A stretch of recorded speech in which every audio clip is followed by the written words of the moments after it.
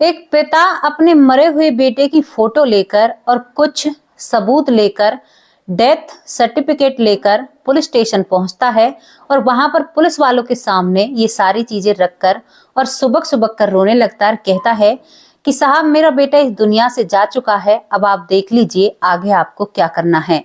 Police वाले उस मासूम से पिता की तरफ देखते हैं और वो समझते हैं उन सभी सबूतों को देखकर कि सच में ही इसका बेटा इस दुनिया में नहीं रहा है, और दोस्तों उसके बेटे के केस को बंद कर देते हैं। वो पिता सारे कागज लेकर गया था क्योंकि उसका बेटा जमानत पर बाहर आया हुआ था। आखिरकार दोस्तों, यहाँ पर उसका बेटा कैसे इस दुनिया से चला जाता है और वो बेटा फिर 6 महीना बाद जीवित होकर भी सभी के सामने आ जाता है। ये चमत्कार कैसे होता है, क्या इस घटना में घटित होता है, ये सब कुछ हम आपको वीडियो में आगे बताने वाले हैं। और दोस्तों, कभी कभी ना लोग अपने आप को बहुत ज्यादा होशियार और शातिर समझते हैं। इंसान ये समझता है कि मैं बहुत कुछ कर सकता हूँ, लेकिन जब एक इंसान की दूसरे इंसान से लड़ाई होती है, सामने वाला भी टक्कर का इंसान है, तो भाई आप जीत कैसे सकते हो? क्योंकि जितना दिमाग आपके पास है उतना ही सामने वाले के पास है। लेकिन लोग अपने आप को बचाने की कोशिश में ना बहुत अच्छी अच्छी कोशिशें कर जाते हैं, और कुछ लोग तो ऐसी घटनाओं को अंजाम दे देते हैं कि एक जुर्म को छुपाने के कारण वो कई जुर्मों के गुनहगार बन जाते हैं और उनकी जिंदगी बद से बदतर हो जाती है। दोस्तों, ये बहुत अजीब और गरीब मामला हम और आपके सामने आया है, क्योंकि ये है तो पुरानी बात, 2022 की बात होती है, लेकिन आप लोगों के सामने क्यों रखना चाहती हूँ? क्योंकि मैं आपको इंसानों की फितरत बताना चाहती हूँ कि इंसान अपने आप को बचाने के लिए किस हद तक जा सकता है, और एक इंसान जब गुनाह करने पर आ जाए तो उसके सामने कोई कुछ भी नहीं होता। तो चलिए इस घटना की तरफ चलते हैं। इसकी शुरुआत होती है बिहार के भागलपुर से। बिहार के भागलपुर में नीरज मोदी सरकारी टीचर होते हैं और इनके घर पर पुलिस आई है। पुलिस क्यों आई है? क्योंकि नीरज मोदी पर इल्जाम है कि उन्होंने अपनी क्लास की छात्रा के साथ बहुत गलत किया है। अपनी क्लास की छात्रा के साथ उन्होंने बहुत ही गलत किया है। आप लोग समझ सकते हैं क्या किया है। एक नाबालिग बच्ची के साथ जब कोई अध्यापक ऐसी हरकत कर दे तो ये हरकत माफ करने लायक नहीं है। यहाँ पर उसके ऊपर केस दर्ज हो जाता है जो नीरज मोदी होता है, क्योंकि नाबालिग जो लड़की होती है दोस्तों, उसकी हालत बहुत खराब होती है। उसे हॉस्पिटल में रखा जाता है, वहां पर सभी चीजें चलती हैं। नीरज मोदी को पकड़ लिया जाता है और वहां पर उनके ऊपर कानूनी कार्रवाई, कानून का डंडा घूमने लगता है, और नीरज मोदी अपने आप को बेकसूर साबित करने के लिए अपने तरीके से बहुत काम करते हैं। वो कहते हैं कि मैंने ऐसा नहीं किया, लेकिन दोस्तों कानून के सामने किसकी चल सकती है। अब इसके बाद पॉक्सो एक्ट के तहत इस व्यक्ति पर कानूनी कार्रवाई होती है। दोस्तों इसमें क्या होता है कि बहुत जल्दी सुनवाई होती है और बहुत जल्दी काम होता है, क्योंकि एक नाबालिग बच्ची की बात थी। तो यहाँ पर अब नीरज जो मोदी होता है वो सलाखों के पीछे पहुंच जाता है। 2018 की बात होती है। 2018 में नीरज मोदी को अरेस्ट किया गया था, और अब धीरे धीरे वक्त निकलता है, और वक्त निकलते के साथ साथ दोस्तों 2022 आ जाता है। 2022 में नीरज मोदी को दोस्तों जमानत मिल जाती है। जमानत मिलती है कुछ ही दिनों की, क्योंकि उनका केस चल रहा था और उनके ऊपर सुनवाई आनी थी। बस थोड़े ही दिनों की बात होती है। अब नीरज मोदी को जब जमानत मिलती है तो नीरज मोदी घर आता है। घर आने के बाद नीरज मोदी को सख्त हिदायत दी गई थी कि आपको डेली पुलिस चौकी में आकर एक हाजिरी लगानी होगी और आप इस शहर से कहीं बाहर नहीं जा सकते। नीरज मोदी घबराया हुआ अपने पिता के पास बैठता है और पिता से बातचीत करता है। नीरज मोदी जब जमानत पर बाहर आया था तो अपने पिता से भी बहुत अजीब अजीब बातें कर रहा था और कह रहा था कि पिताजी, मुझे नहीं मरना, मुझे जिंदगी जीनी है, मुझे आजादी की जिंदगी जीनी है, क्योंकि मैं 2018 से सलाखों के पीछे हूँ। मुझे पता है अंदर की जिंदगी बहुत बेकार है, मैं अब दोबारा जेल नहीं जाना चाहता। तो यहाँ पर वो पिता कहता है कि बेटा, तुमने काम ही ऐसा किया है, जेल तो तुम्हें जाना पड़ेगा, इसमें हम और तुम क्या कर सकते हैं? तो वो कहता है कि नहीं पिताजी, मैं अब जेल नहीं जाऊंगा, चाहे कुछ भी हो जाए। नीरज मोदी अब एक प्लान बनाता है और अपने पिता से कहता है कि पिताजी, तुम्हारा बेटा भी इस दुनिया से जाने वाला है। वो बाप कहता है कि सलाखों के पीछे रहेगा तो कम से कम ये तो रहेगा कि मेरा बेटा जीवित है, तू बेटा करने को क्या जा रहा है। तो वो कहता है कि पिताजी, तुम्हारा बेटा झूठ मूठ का इस दुनिया से जाएगा, सच में ही मैं कहाँ जाने वाला हूँ। दोस्तों, एक लड़की के साथ ऐसा करके वो व्यक्ति आज भी एक दरिंदे जैसी सोच से अपनी जिंदगी जीता है। यहाँ पर वो क्या करता है, वो कहता है कि पिताजी अब मेरे मरने की तैयारी कीजिए, मैं झूठ मूठ का मरूंगा। अब दोनों बाप बेटे अपने प्लान को कामयाब करने के लिए काम करने लगते हैं। क्या किया जाता है, तारीख चुनी जाती है 27 फरवरी 2022 की। दोस्तों, 27 फरवरी को ये बाप बेटे अपने उस प्लान को अंजाम देते हैं। और अंजाम कैसे दिया जाता है, पहले इस नीरज का पिता लकड़ियों वाले के पास जाता है, दोस्तों कफन वाले के पास जाता है, वहां की फोटो लेता है, वहां की पर्ची लेता है जहां से वो कपड़ा खरीदता है। फिर वो लकड़ियों वाले के पास जाता है, वहां की फोटो लेता है और वहां की पर्ची लेता है जहां पर हिसाब किताब लिखा हुआ था। और वहां से भी आकर मतलब ये सबूत इकट्ठा कर रहा था। कहते हैं ना, कानून सबूत को मानता है, किसी की भावनाओं को कानून नहीं मानता। अब इसके बाद ये वहां से आने के बाद अपने बेटे का अंतिम संस्कार करने की तैयारी करता है। एक चिता सजाई जाती है, उस पर अपने जिंदे बेटे को माला पहनाकर और उस पर लिटा दिया जाता है। और उसके बाद उसकी फोटो खींची जाती है जो नीरज मोदी होता है, और उस फोटो को भी सबूत के तौर पर रखा जाता है। ये सब कुछ मामला करने के बाद ये दोनों बाप बेटे अब सोचते हैं कि सब कुछ हो गया। अब यहाँ पर जो नीरज मोदी का पिता होता है वो सरकारी दफ्तर जाता है कई दिनों के बाद, और वहां पर इन सभी फोटोओं का इस्तेमाल करता है और उन लोगों से कहता है कि मेरा बेटा 27 फरवरी को इस दुनिया से जा चुका है, मेरे बेटे की एक डेथ सर्टिफिकेट बना दीजिए जिसको मुझे आगे दिखाना है, क्योंकि मेरे बेटे के ऊपर एक केस चल रहा है।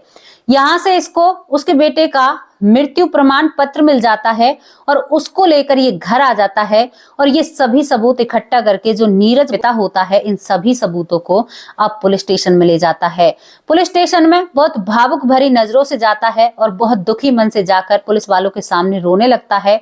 एक अच्छे एक्टर की तरह भूमिका निभाता है और एक अच्छा किरदार रोल प्ले करता है पुलिस वालों के सामने। और दोस्तों, वहां पर फूट फूट कर रोने लगता है और कहता है कि साहब, मेरा बेटा तो इस दुनिया से जा चुका है। ये देखिए सारे सबूत। जहां पर नीरज मोदी उस चिता पर लेटा हुआ था तो उस फोटो में बिल्कुल ऐसे लग रहा था कि हाँ, सच में ही इसके अंदर जान नहीं है। उसने भी बखूबी बहुत अच्छी एक्टिंग की थी, जिससे शायद फोटो में पुलिस वाले भी नहीं पकड़ पाते हैं।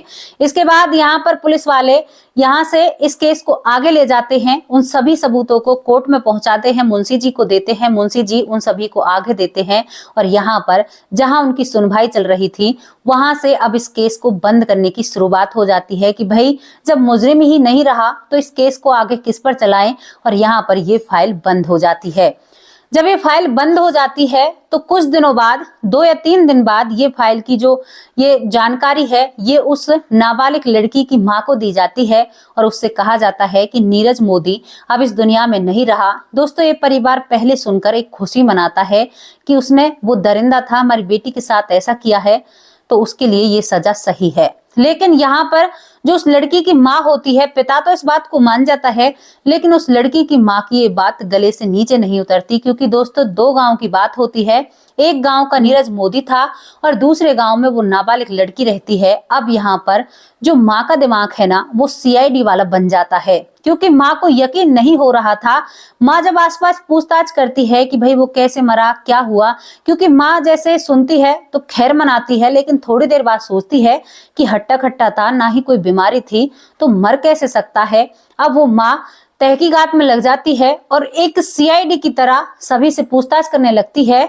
तो यहाँ पर उस नाबालिग लड़की की माँ को एक बातें पता चलती हैं कि वहां पर सभी लोग बताते हैं कि कौन कहता है नीरज मोदी मर चुका है। तो वो माँ कहती है कि क्यों भाई, तुम्हारे पड़ोस में कोई इंसान दुनिया से चला गया और तुम लोगों को पता ही नहीं चला। तो ये बात उस माँ को खटक जाती है और वो माँ उन सभी महिलाओं के सामने रोते हुए कहती है कि मेरी बेटी को इंसाफ नहीं मिला है, मैं अपनी बेटी को इंसाफ दिलाना चाहती हूँ। क्या बहन, तुम इस नीरज मोदी के घर पर नजर रख सकती हो। दोस्तों, नीरज मोदी के जो पड़ोसी होते हैं वो नाबालिग बच्ची की माँ की बातें सुनकर उस घर पर नजर रखने लगते हैं और वो जानकारी देते हैं कि नीरज मोदी, हमें लगा है कि नहीं गया है इस दुनिया से, कुछ ना कुछ बात है, कुछ राज की बात है। उसके पिता के चेहरे पर वो उदासी नहीं है जो एक बेटे को जाने पर होती है।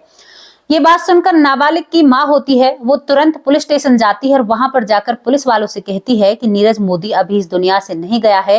लेकिन दोस्तों पुलिस वाले सारे सबूत देख चुके थे, तो वो कहते हैं कि हमने पूरी अच्छी तरह से तहकीकात की है, वो इस दुनिया में नहीं रहा है, तुम अपने घर जाकर अपना काम करो। दोस्तों ये बात सुनकर वो महिला दुखी और परेशान हो जाती है। इसके बाद वो महिला और भी अपना दिमाग लगाती है। अब वो कोर्ट के दरवाजे खटखटाती है और वहां पर एक अपनी अपील डालती है। और दोस्तों इस बात पर तुरंत कार्रवाई होती है। जज साहब इस पुलिस चौकी को आदेश देते हैं कि भाई दोबारा से छानबीन कीजिए कि नीरज मोदी सच में ही इस दुनिया में है या नहीं है। यहाँ पर अब जब कोर्ट से आदेश आता है तो पुलिस वालों को तो ये बात माननी होती है और पुलिस वाले अपनी छानबीन में लग जाते हैं। पुलिस वाले जब नीरज मोदी के घर आते हैं और आसपास के पड़ोसियों से पूछताछ करते हैं तो वो कहते हैं कि साहब ना ही तो हमें पता है कि कब कब में नीरज मोदी इस दुनिया से चला गया, हम तो उसके अंतिम संस्कार में भी नहीं गए, तो हमें नहीं पता कि वो जीवित है या कहीं गया है। तो पुलिस वालों के दिमाग में एक बात आती है कि बात तो सही है, नाबालिग लड़की की माँ की बात तो सही है, ये कहीं ना कहीं इस बातों में झोल है। अब दोस्तों पुलिस वाले और अच्छी तरह से इंक्वायरी करते हैं। इसके बाद पुलिस वाले सरकारी दफ्तर जाते हैं जहां पर मृत्यु प्रमाण पत्र बनता है। वहां पर भी जब वो लोग पूछताछ करते हैं तो वहां पर भी कुछ ऐसा ही झोल झपोल नजर आता है। वो कहते हैं कि केवल हमने फोटो देखी थी और वो तो फोटो ही देखकर ये चीजें निकालते हैं। अब और रिश्तेदारों से पूछताछ करते हैं तो दोस्तों ताज्जुब की बात ये होती है कि नीरज मोदी के अंतिम संस्कार में रिश्तेदार भी नहीं आते हैं। अब इस बात से पुलिस को पक्का यकीन हो जाता है कि ये बाप बेटे कुछ ना कुछ झोल कर रहे हैं। तभी पुलिस एक फैसला लेती है और नीरज मोदी के पिता को तुरंत उठा लेती है। नीरज मोदी के पिता को जब उठाया जाता है तो वो बहुत जोर जोर से फूट फूट कर रोने लगता है, कहता है कि साहब एक तो मेरा जवान बेटा चला गया और ऊपर से आप लोगों ने मुझे ही अरेस्ट कर लिया, आप ऐसा कैसे कर सकते हैं। तो यहाँ पर जब पुलिस अपने तरीके से काम निकालती है तो कहते हैं ना कि पुलिस वाले जमीन में गड़ा हुआ केस निकाल सकते हैं अगर वो अपनी पर आए। दोस्तों हमारा कानून बहुत अच्छा है अगर काम अच्छे से करे। यहाँ पर पुलिस वाले उसकी जब बहुत अच्छे से मरम्मत करते हैं उस पिता की, तो वो एक तोते की तरह रटने लगता है और वो रोने लगता है, कहता है कि हाँ साहब मेरा बेटा नहीं मरा है, मेरा बेटा फरार है, कहीं पर है, ये तो मुझे नहीं पता वो कहाँ पर है, लेकिन ये सारी चीजें फ्रॉड थी और मैंने कैसे क्या किया सब कुछ पुलिस वालों के सामने रखता है। कहता है कि मैं पहले हमने लकड़ियां खरीदी, उनके फोटो खींचे, उसके बाद हमने एक खाली जगह जो हमारी खेतों पर जमीन होती है उस पर अपने बेटे की चिता लगाई और उस पर अपने बेटे को लिटाकर वहां पर फोटो खींचे। इन सभी फोटोओं को खिंचाने के बाद हमने ये सबूत इकट्ठा किए और इन सबूतों को अदालत में पेश कर दिया, आप लोगों के सामने पेश कर दिया। दोस्तों ये बात सुनकर पुलिस वाले भी हैरान हो जाते हैं और परेशान हो जाते हैं कि कानून की आंखों में लोग कैसे धूल झोंक देते हैं अपने आप को सही सिद्ध करने के लिए। अब यहाँ पर पुलिस वाले कार्रवाई करते हैं, कई जगह दबिश देते हैं, लेकिन नीरज मोदी का कहीं पर भी कोई पता नहीं निकलता है। लेकिन जैसे ही नीरज मोदी को पता चलता है कि उसके पिता कानून की हिरासत में है तो नीरज मोदी तुरंत जहां भी थे दोस्तों वहां से आकर अपने आप को सरेंडर करते हैं, खुद ही अपने आप पुलिस चौकी में पेश हो जाते हैं। यहाँ पर नीरज मोदी को अरेस्ट कर लिया जाता है और उसको कोर्ट में ले जाया जाता है।